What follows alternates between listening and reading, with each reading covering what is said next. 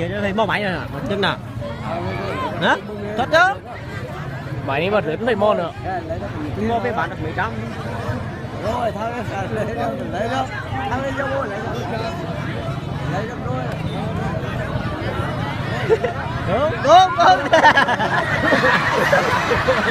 Thì ra rồi nó cắm vô sao nó làm.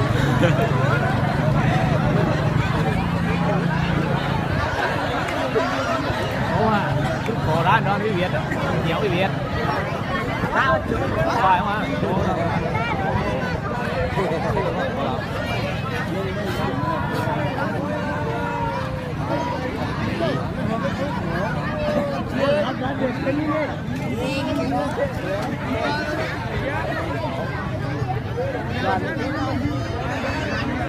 Lấy bạc con miếng lên lấy bạc. Có bao nhà.